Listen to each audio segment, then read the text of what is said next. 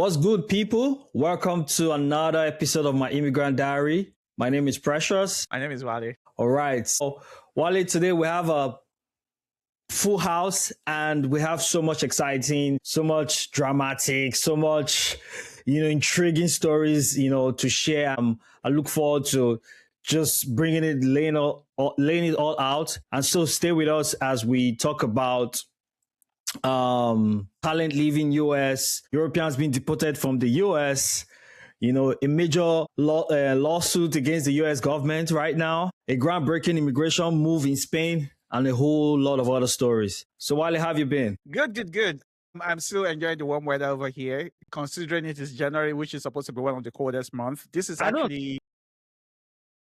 I don't understand it too, but I'm going to take what I can take. So, Washington is warm. Strangely warm in this part of the country. And your part, I understand you guys are still dealing with the aftermath of the snowstorm. We're still feeling the aftermath of the snowstorm. Like, there's so much traffic, many lanes are one lane right now. It is insane. Like, driving downtown Baltimore is like crazy right now. Like, it's been 1 week since the snowstorm, but still not fully cleared the road. Yeah, it's really strange. That means that you are still like at sub-freezing temperatures on your side, and here it's very cold. It's getting. It was a little better today, but I would say it's pretty cold right now. Good luck, my brother.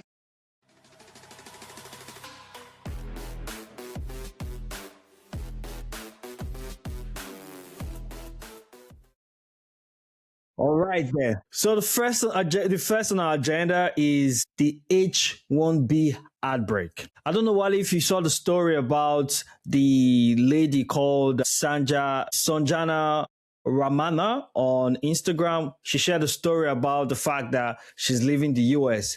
And it's heartbreaking. On LinkedIn. On LinkedIn. It's heartbreaking that, she had to share the story. I mean, she's the perfect immigrant. Now, this is a discussion about the reality of American dream versus the immigrant reality. Honestly, this is a perfect story because if you look at her story, she came to the US, with a student loan of $85,000 to go to school, get a degree, and she didn't just get any degree. She got a degree in STEM. She became a data and AI engineer.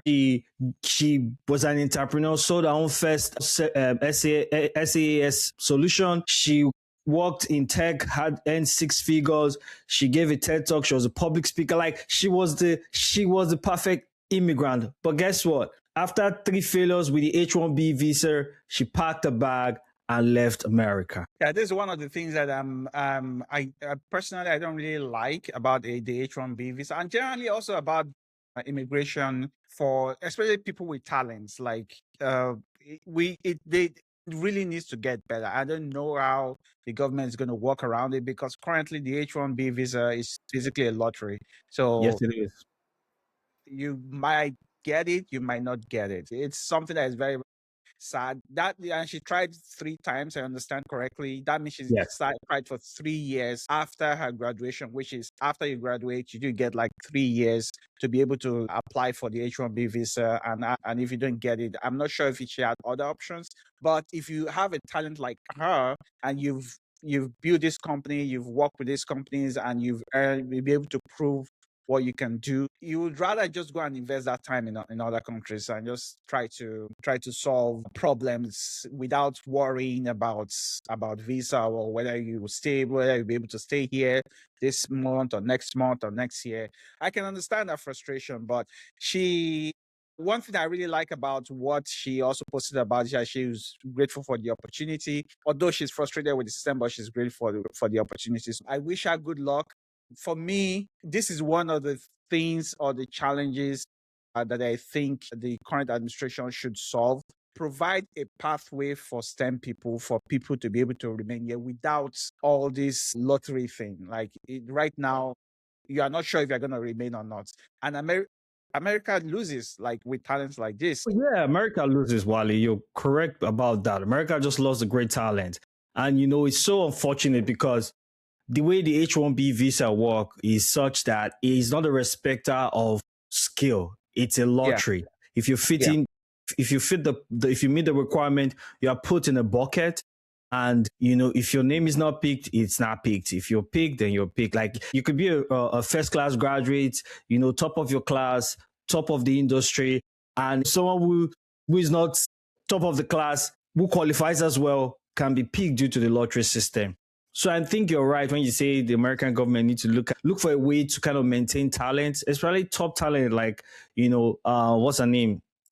That just left the US. And there are several other talents like that are leaving. I mean, one of our recent podcasts talked about Finland, attracting, talent like this young lady that left America. So, I mean, it's because she posted it online. That's why it went viral. People are talking about it. There's just a lot of debate about it. But the reality is it's happening, and not everyone is posting about that move that they've made. And so that the American government, the American society do not lose at the end of the day, training top talent and losing those talent to other countries. I mean, for crying out loud, America is the one over time, right? If you look at history, America is the one that poaches talent. America is known to, attract the best talent. How is it such that America seems to be losing, this talent? And I know we've talked about it in some of our podcast, in some of our where we know that we've seen videos of the president talking about creating pathways for talent. We're yet to see that in the implementation of that, but really the US need to find a pathway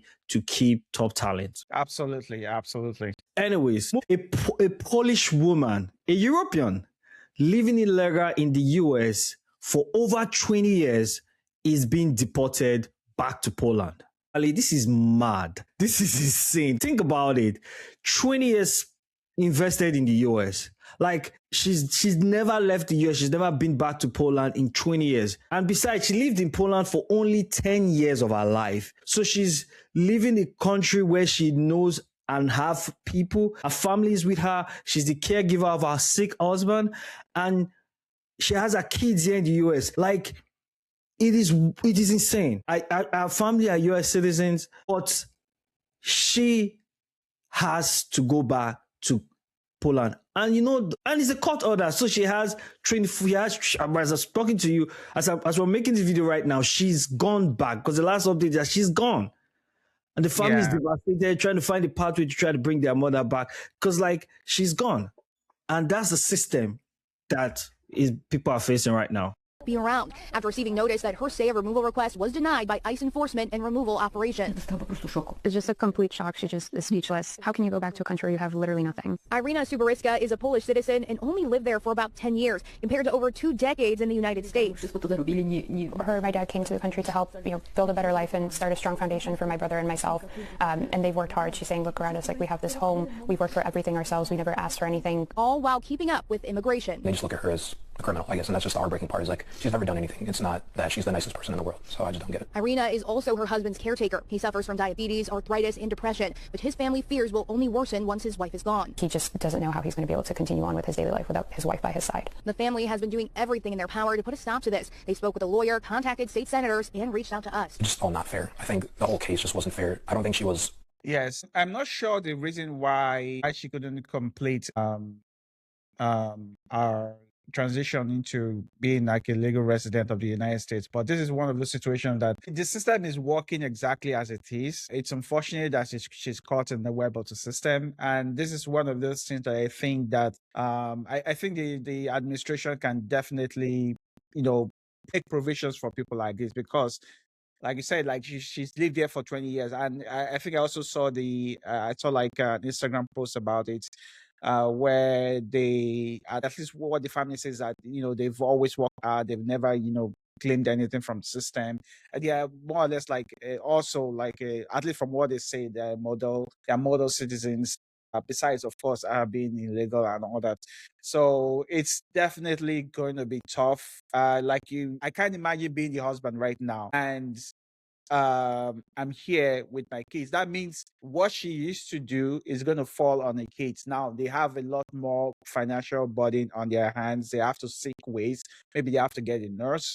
Maybe they have to find a solution to be able to deal with the health challenges that their father and grandfather is having right now. So even that alone already creates additional burden on the system. If you are if you're thinking that, removing that is going to help the system, at least from what I see on face value, it's going to create additional burden on the systems. It's really heartbreaking. I really hope that they are able to find a way to be able to reunite. Otherwise, obviously, it's going to be difficult for the family.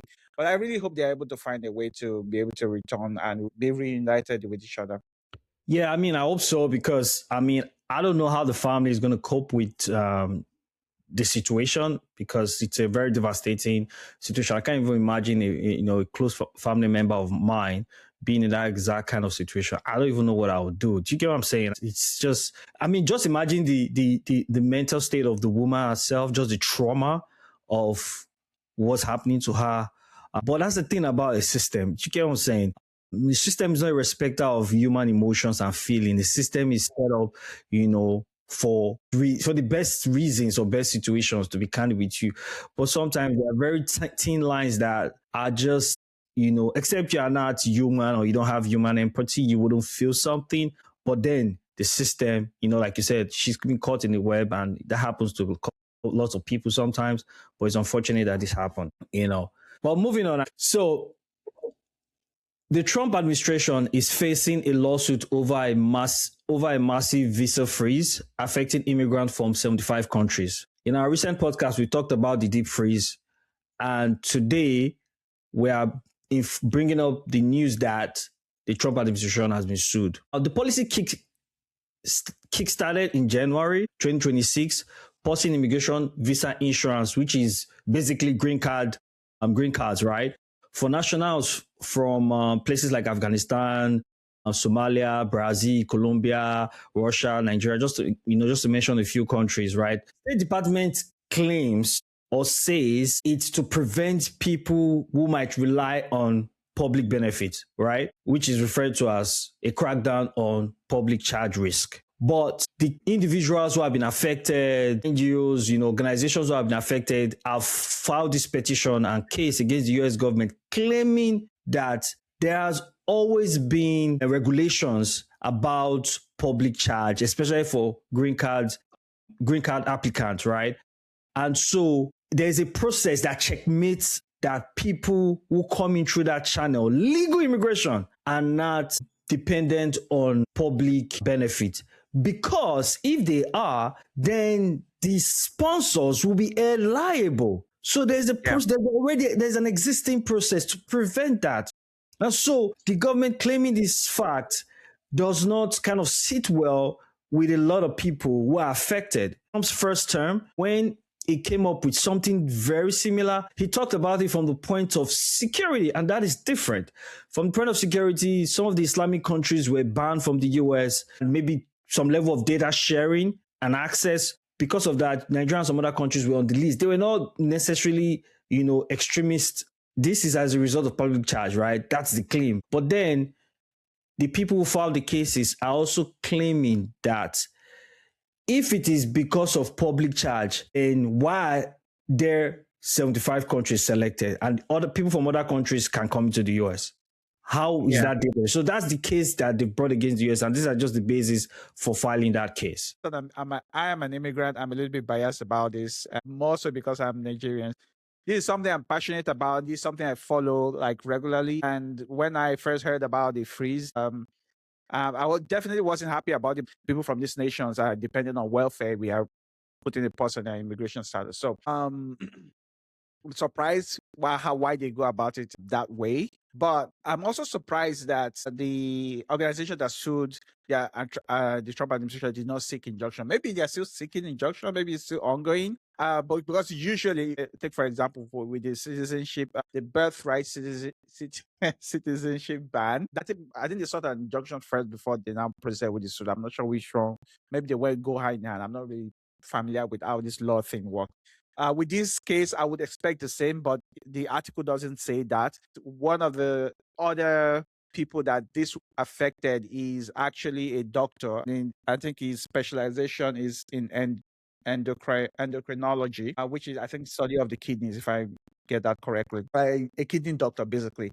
from Colombia. So basically, he had finished his postdoctoral training in, it says molecular physiology here, and he's just waiting to start to get the extraordinary ability visa. That was what he applied for, but because his country is on a list, Colombia, he didn't get it.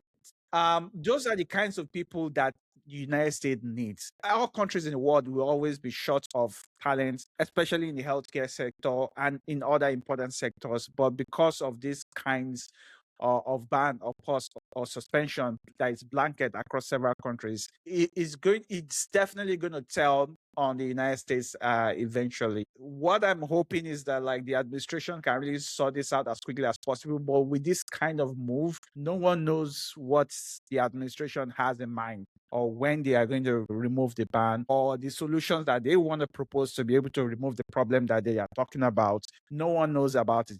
They just say that, okay, fine, we have this authority to do this. We see this problem and we are implementing it. So as far as the administration is concerned, they believe they are actually targeting people that are taken away from America. And I'm pretty sure like they are also fine with some of the talents that they are going to lose with this kind of provisions. But as a whole, like it's definitely going to be tough on a lot of Americans. So we are still going through this is barely the second year of the current administration. So hopefully, I really hope they are able to come up with a solution to resolve the problem as soon as possible, so that people that really that deserve to have this kind of visa or any kind of immigrant visa, that process is able to be fast tracked and they're able to contribute to the United States of America. Right. The U.S. government increases H-2B visa by 60,000 additional visa for 2026. So this is a major bump because annually the visa number is 65,000, right? But for 2026, the US government have just added additional almost 65,000. So that's almost double the number because, when the economy is struggling or when the impact of deportation, the impact of ICE crackdown is evident and visible in certain industry, it is important that the government act, and the government have done that. Now, you might ask, for those who do not know, H-2B visa is a non-agricultural visa category, work visa, right? Where industries like hospitality industry, tourism and culture, recreational centers, more like seasonal, high demand ecosystem like that. Places like, during the summer holiday, for instance, there's going to be a need for more for workers in places like Florida to meet the influx of people coming in for recreational activity, for holiday and the like. And hotels need staffs, they need cleaners, they need people at the front desk, they need, there's just a lot that goes around, that comes from, that kind of demand. And so that's why the US is looking at that and saying, we're going to create additional visa for people to come into the US and work. Also, one special case is because of the World Cup. So the World Cup is in 2026, and because of the World Cup, there's a need for people to work because there's going to be a lot of people coming to the US, coming to different cities. There's so many hotels will be occupied. They need more people to work, and that's why this is being done by the US government to ensure that there are enough people to kind of cover those gaps. Yeah, this is great news. I'm not sure about the process for the H-2B visas, but if you are looking to come work in the United States, please pay careful attention. I'm not sure when the application starts, how the process goes. Please go do your research, get the information as soon as possible. The thing about visas is that, like the visa, especially visas of this nature, is that the sooner you apply, the better your chances of being approved. Which means that it's usually first come first served basis. Which means that like after you've done you've done the application, you qualify, they do the background check on you, then they're gonna see are you first in line, because if you are the 100,000th person to apply and you have all the best qualification, you have better qualification qualification that most people, you're not going to get it. So I really encourage you, especially if you're watching if you're still thinking about it, and even just want to come and spend some time in the United States and, enjoy the country a little bit. It's a seasonal work, and maybe you come, you work, you earn some money, and then you go back to your home. You come, you work, you go, you see how you can get other kinds of a job. Although summer is their highest time, there are other periods in the year. Like, for example, there is a lot of winter hotels or winter resorts that right now they need a lot of people to work there during the winter vacation. There's also spring. There's just so many different times of the year. I think it's usually in autumn that I think there's a slowness with hotels or similar establishments. So you have a lot of things a lot of opportunities, a lot of places that you'll be able to work once you are able to apply for the visa. Plus, the World Cup is also coming. There will always be a lot of work to be able to do when the World Cup takes place. You also get to meet a lot of people from different nations, not just in North America, but Africa, Europe, Asia. It's always great to be able to work in that kind of environment. So I definitely encourage you, please apply for the visa as soon as possible. So if you are interested in coming to the United States and seeking the H-2B visa, work visa, it's a temporary work visa for I already mentioned it, what's it called? Non-agricultural sector. Please, we're going to drop a link in the description. You can go check it out. And also, something I wanted to mention, Wale, in one of your statements, is the fact that the H-2B visa can be extended for 1 year, can be as far as much as 1 year on temporary work visa in the United States. And the beauty about that is, depending on case on case, it can be extended for 3 years. So that's one of the beautiful things about the H-2B work visa. So if you're interested in H-2B work visa, please check the description for information on that and start, putting your paperwork, start finding out all employers who are looking for people under that category, and so you can begin to pursue that part if that is what you are interested in. Okay, so moving on, I'm going to jump into something very exciting again, because while the rest of the world is shutting down their border and, closing in and being hard on immigration, especially in the West, Spain is set to grant legal residence to 500,000 illegal immigrants through a royal decree. Not a lot of people in Spain are in support of this, but because it's a royal decree, it will and can be done. The good thing about this is a lot of immigrants who are illegal in Spain now have an opportunity to regularize and legalize their stay. With this royal decree, these 500,000 illegal immigrants can get up to 1 year work permit and live confidently and comfortably in Spain. Now, you might think, what is in this for Spain? Spain has an aging population, so it is said. And as a result, there is a need for workers in very critical areas and sectors in the country. And that's why Spain is looking at doing this. But there are conditions to it. One of the conditions is that applicants need to have been in Spain on or before December 31st. So if you're thinking of going into Spain right now to apply for that, it's not going to work. So in addition to that, you're squeezing, legging.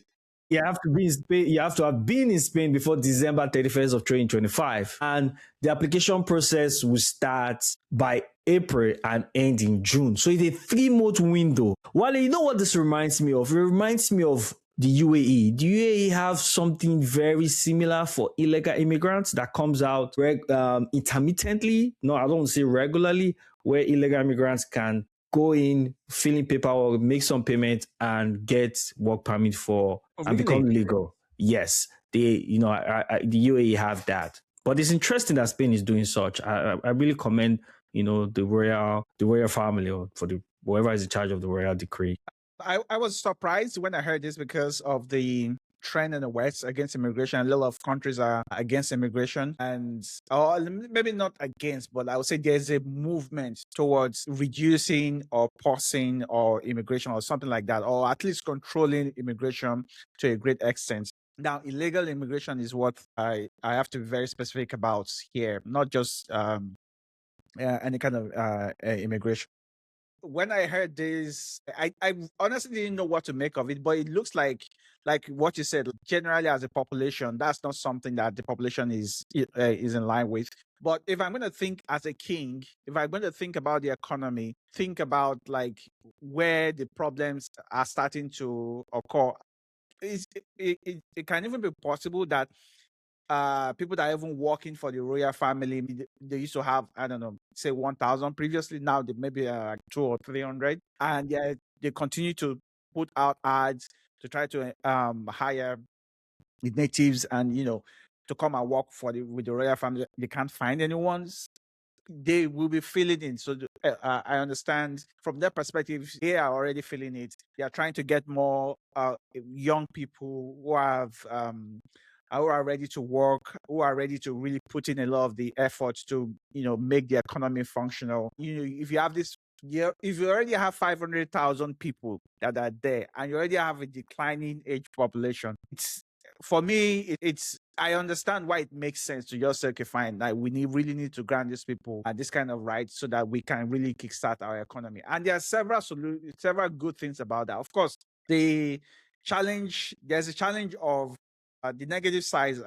It can be difficult to assimilate 500,000 people from different parts of the world, different culture into your own culture. It can be difficult for them to start respecting the laws, respecting respecting women and all that, and really adapting or adopting rather the Spanish culture. I understand it can be difficult, and language can also be a big barrier. Those are the challenges. The benefits some of the things I was spoken about a little bit earlier about really helping to stabilize the economy. People from different parts of the world tend to have like large families. I would say that's something that could help the Spanish population. Generally, the population is decreasing right now.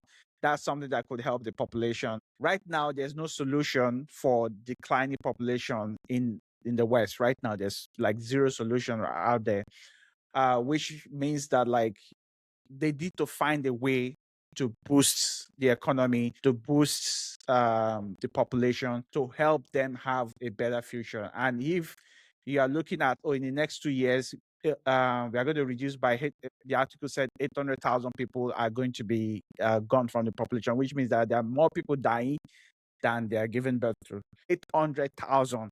I think in like 2 or 3 years or something like that. It's scary for a country like Spain.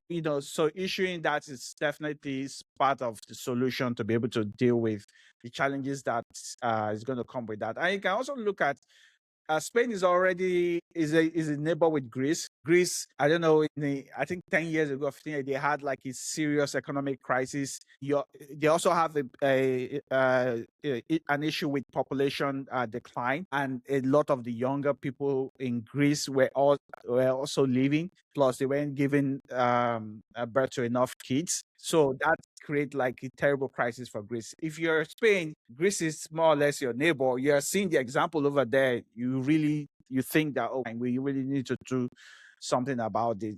As a king, as a caretaker of your people, you see that you really need to do something about this. So I understand there's a lot of arguments against it, but I also understand there's a lot of arguments for it. This is going to solve, in my opinion, I believe this is going to solve more problems than it creates. Because if those 500,000 people don't have a legal status, I don't see how they're going to integrate into this culture. So they're already not going to integrate into the culture. But now if they have a legal status, now they have an opportunity to integrate into the culture, because now they can mix and interact a lot more with Spanish citizens, learn the languages a lot better, because they have to work. So they definitely have to learn Spanish. And, they want their kids also to be able to adopt the culture and also be able to contribute to the society. So for me, those are the positives that I'm looking forward to. I really hope that this helps Spain, and I'm looking forward to next, say, 5-10 years, what the country is going to look like. Awesome, Wally. And finally, UAE now requires influencer permit for social media influencers. While this sounds like, is this some form of control? It is a requirement in UAE.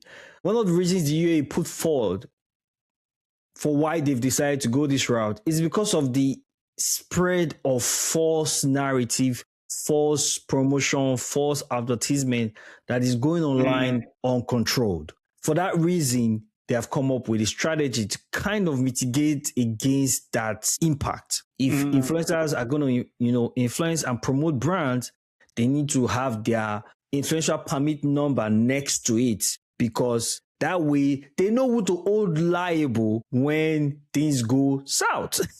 So unfortunately, it's not great on one hand for us in the industry, because a lot of influencers go to Dubai to be lifestyle influencers, because as a result of the fact that Dubai is a great location to do business, it's a great country to kind of be an entrepreneur and do stuff. And from what I heard, there's no income tax. So there's no income tax. So yeah, just exactly. There's no income tax. So it's amazing. But they also need to protect their economy, as well as also kind of manage the spread of false narratives. And that is why they've come up with this. As it stands, UAE citizens get this permit for free for 3 years. Foreigners will have to pay and get it for only 3 months. So every 3 months you have to renew your permit, to promote any brand. And if you promote any brand in UAE without a permit, trust me, they will come for you. They have data of every single person in that country. Wale, when I went to Dubai, I remember at the airport, leaving Dubai, I did not speak to anybody at the airport. There was a digital system that I went through, put my passport, scanned everything, opened the gate, and I just went through. I was the first I've seen. That's the only place I've seen it. I was like, wow. I was leaving the country. He scanned, and there was I didn't interact with anybody when I was leaving the country, straight into the airport to the plane. That's the crazy thing that happened while I was on the queue. There was a lady who scanned her passport, and the gates wouldn't open for her to go through.